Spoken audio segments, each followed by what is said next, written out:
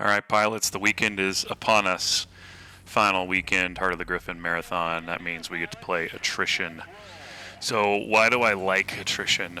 Well, I'll show you specifically. There's a point in this battle where I think one of the good things about Attrition really comes forward. But primarily, it's because one of the things that people forget, or at least don't actively think about, World of Warplanes is a team-based PvP game. It is a competitive player versus player game. It was built that way from the ground up, same as World of Tanks was. Or warships didn't exist at this point; just planes was the second one to come out. And so this is what the game is built to do. Conquest is not a PvP mode. You can play the entire match in Conquest and never face another player. And that's true even if it was all 15 versus 15. In fact, you can win the entire match without ever having to take on another player in Conquest. And unfortunately, because this game was not built for that from the ground up, it suffers from it. It's not a great game mode for it. That's why some of you have some of the creases that you do in the game mechanics, some of the wonky things that happen.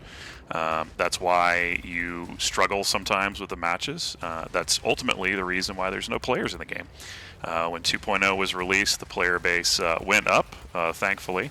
It did it for about 2 weeks, if you check the numbers, and then it crashed. It crashed below 1.x, which means that, generally speaking, players disliked 1.x less than they disliked this one. I'm not going to get my nose around in time to take care of this curve first, sadly. I was hoping that when I saw the bomber icon on screen that it was the B-29 on the other side, because I wanted to make sure I neutralized him. But I took the B-32 since he was there and closest and was trying to get towards our command zone. So as you can see right now, it's 3-1. That's great. That means our kills matter a lot more than their kills do, which is fantastic. But again, the only thing that matters is kills. Nothing else matters. And so the player versus player element comes right back into the forefront. Someone on the forums, I don't remember who, said they disliked this game mode because it was too dependent on your team. That is absolutely the case. And that's what makes it a great game mode. If that were not a good thing, then World of Tanks would have died a long time ago. It is good for this game to be dependent on your team. It's good for you to have the ability to impact this game directly with your actions based on who you kill, when you kill them, and how you kill them. And ultimately, to me, that's just what makes it good. I wish this were the standard game mode. It's also a heck of a lot simpler for people to understand. If you're in a bomber like this, sure, you're capping zones. That's your job. But the turrets, overpowered turrets on the B-29, which I'm specifically set up to deal with, we'll talk about that later too, are not as big of a deal. The B-29 is no longer quite the powerhouse that it would be otherwise when you can't win the game just by capping zones. When you have to deal with players and aircraft as well, it takes away some of that skill ceiling on the B-29. This is the other reason I love this game mode. If this is Conquest, there's no reason for me to engage this 262 at all. It gets me no points, flips no zones, actually wastes my time because it takes away from my time traveling from one cap zone to another. And again, new players don't understand that. Veteran players sometimes don't understand that. That would be a waste of your time. You should not do that, right? And it's also a very unintuitive game mode when you're telling players, hey, there's the enemy, don't kill them. If you kill them now, it won't help your team. You have to kill them in a certain location and in a certain time, if you've got a timer or a lock on the zone, in order for it to do any good. And that just creates all sorts of variables that the average player is not equipped to handle, right?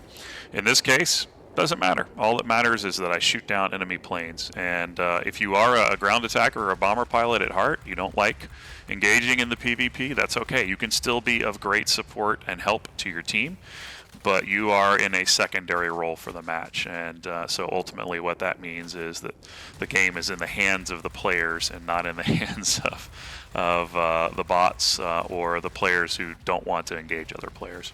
So I'm going to rip out one of the bombers in the flight to make sure our command center does not get flipped by them. And I see the B-29 there. I don't think I have the hit points to deal with him.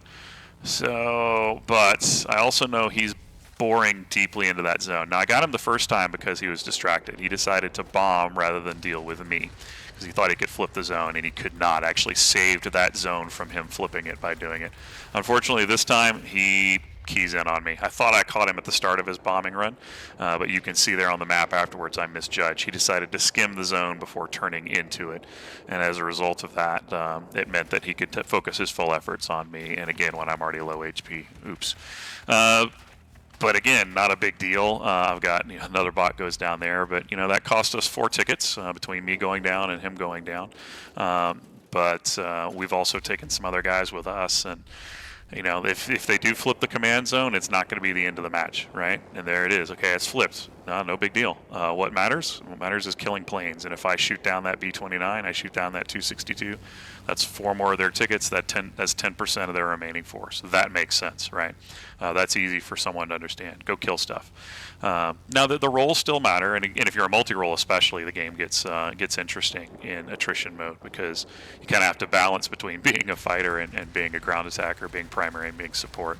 By the way, pro tip on the B-29s, come up beneath them if you can. There are less guns under them than there are behind them or above them in terms of the DPS, and so this is the best way to handle it.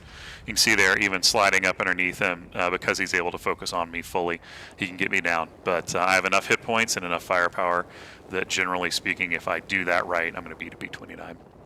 It's one of the reasons I love the arrow.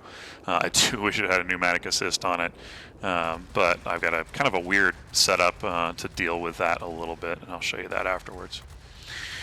So 262 again, this guy's in the middle of nowhere. In the standard game mode, this would be a meaningless waste of my time. But here, it's going to mean something.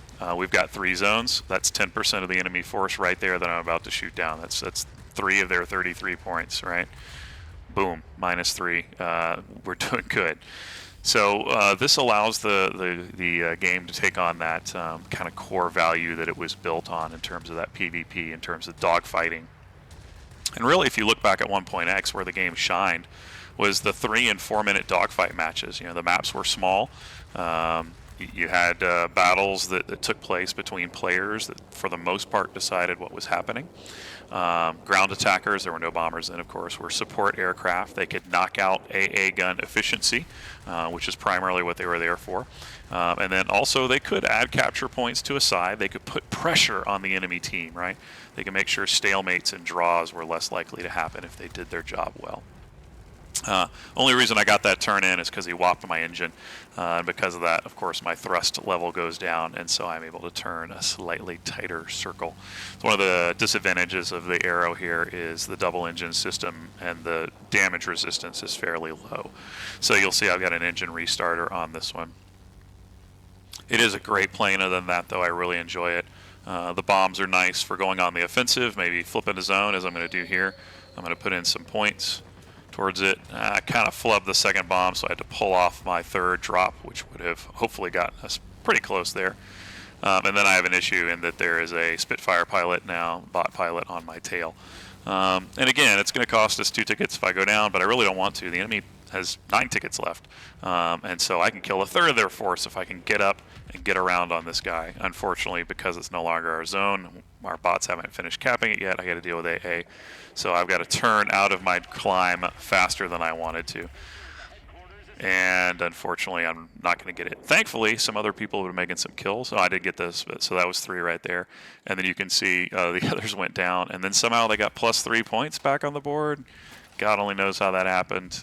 It's still a buggy game from time to time, obviously. So I'm going to spawn back in, but the game's pretty much going to be over at that point, even though they already have 0 points and then went back up to 3. I don't know. I have to look into that maybe, and you guys can maybe tell me. Maybe if you cap a zone, you get 3 more reserves or something. I don't know. But I'll be curious to see how that plays out. In any case, it's not going to matter. I see the enemy B-29 again. I think I'll go take care of him. But before I can finish him out, the game itself is going to be finished. So, fun match. I get to do what heavy fighters are good at, which is hunting other fighters and bombers. And I get to have a direct impact on this game in a really, really cool way. And so that's really why I like Attrition. It's pretty straightforward. It's easy to learn. It's easy to play. It's not overly complex and difficult. You don't get lost in the minutia as a new player.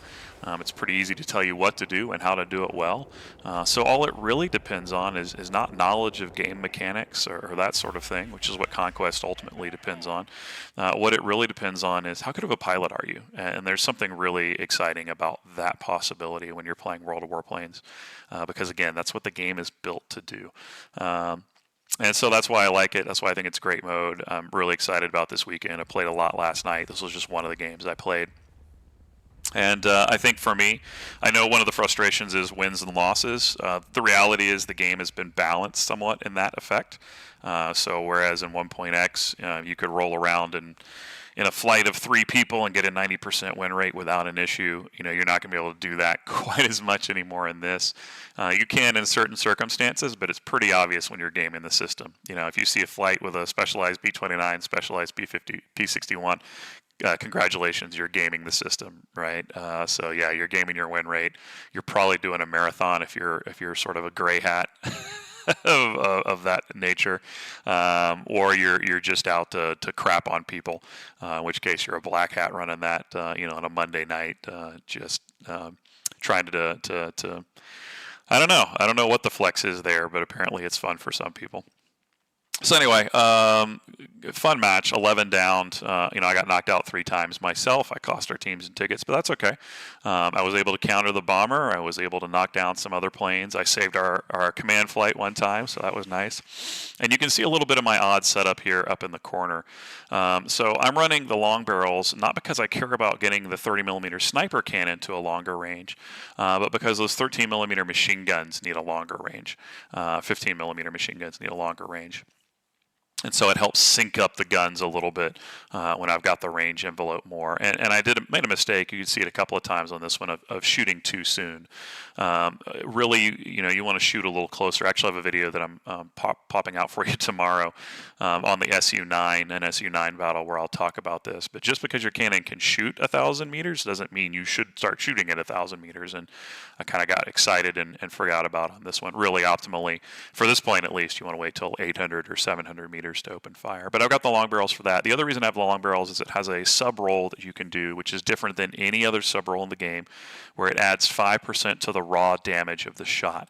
And when you're dealing with sniper cannons, which already do a high amount of damage, that extra 5% is excellent.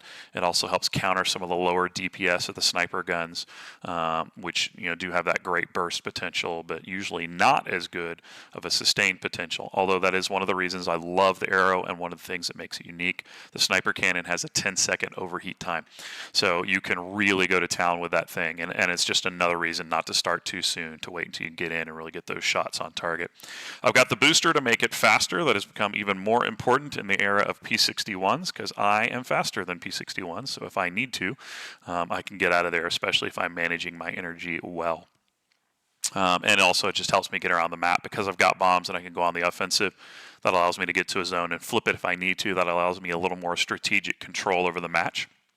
I have a power projection onto the map that's better in that standard conquest mode.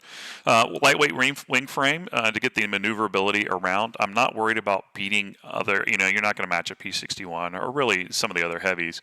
It's not supposed to be a maneuverable aircraft, but the Arrow has a great roll rate, which most heavies don't have, and it has a pretty decent yaw rate as well, which does allow it a little bit of flex in that maneuverability category. And so the other 2 slots I've built for maneuverability, and that's why I have a lightweight wing frame on to be able to do that, to pull off some turns. And then I have the G-suit, not because I need the G-suit for high speed, although that's nice. Really, the only time this plane encounters that is in a dive. The reality is the difference between my maximum boost speed and my highest optimal speed, where I start taking a penalty to maneuverability and everything else, is really about 20 kilometers per hour. It's nothing, right? I'm rarely going to hit that except if I'm straight in dive and I'm trying not to pancake. And I wouldn't waste an equipment slot if the only goal of the equipment was to keep me from pancaking in a dive. I just need to be a better pilot if that's the case. I don't need to rely on equipment to get me out of that jam. No, the reason I have the G-suit is because you can roll substats on the G-suit for maneuverability, which means I can add another 1.5% reduction to that maneuver time on top of the wings while keeping the speed from the boost. You could go lightweight power plane here, but you saw the engines get knocked out. That's a little bit of a problem. This plane can be fragile at times in that sense. and I'm already losing a little bit of hit points from the lightweight wing frame anyway. So to make my pilot more vulnerable and to make it more accurate, well, this 30 millimeter hub gun and the two 15 millimeters actually are fairly accurate already. So I really don't need a whole lot of accuracy. So that G suit is actually primed right now for maneuverability in turns and for accuracy. There is actually an accuracy bonus on the G suit as well. It's kind of a jack of all trades piece of equipment, and it's not ultimate yet, but I will ultimate. I'm trying to save some cash right now to buy these tier 10s when the winter trials start next week. But I'll eventually ultimate it and put the second maneuverability in turn substat on there as well. When I do all that with a pilot that is built well for this, and I do have a pilot that's got some of those, the takes advantage of maneuver mods and general maneuverability, as you can see there on the right hand side. This plane will have a sub 14-second turn time, which is fantastic for heavy. That allows me to keep up with some of the more maneuverable heavies, and just in general allows me to get the nose around and take care of air defense aircraft or bombers, or get out of, do some nice maneuvers if I need to. It just helps with the comfort level of the plane, which is otherwise fairly rigid, straight as an arrow is kind of the way it goes. I also don't care about the reload time. It's a 2-minute reload time on the bombs, so that's not really what this plane is meant to do. They're a nice bonus, and in fact, sometimes I fly without them. In bomber escort mode, I don't even carry them. I just take the extra speed, but I've got that ultimate, which cuts down on the reduction of the speed penalty from the bombs, which is wonderful, and does give me a little bit of extra boost in the boom when they do hit. So that's my aero setup. That's why I love Attrition as a game mode. That's why you'll see me in the air a good bit this weekend. You're welcome to push back on that below. If you disagree with me, let me know. I love discussions like that, but I do think there's something great about this mode, not just for me as a veteran player, as a 1.x player, but for new players coming into the game, to make it easier for them to learn, understand, and stick around. Believe me, I've talked to any number of people in my gaming clans or friends that I've gotten to try this game who get in and they play, and they're excited because they shot down a plane, and I tell them, congratulations, it meant nothing because you didn't kill it in the right spot on the map. It was a complete waste of your time. And that's the weakness, the great Achilles heel of the Conquest mode, is the fact that it is far more complex than what the average player wants to deal with in this game. But anyway, let me know what you think below. Let me know what you think of the Arrow as well. And like I said, I've got a cool one tomorrow for you. Actually, 2 battles. We're going to do a final match in the Key 84 before I move on to the Key 94. And then also have an SU-9 battle for you as well. So a double battle video tomorrow. Looking forward to sharing that with you. Hope you guys have a great weekend. Get all the boxes you want. For me, I'm just mining out that gold. That was part of what I was doing in this, and that's been excellent for me. And so I hope you're having a good time as well. And I look forward to the winter trials and seeing what we're going to get in that. I will see you in the skies this weekend.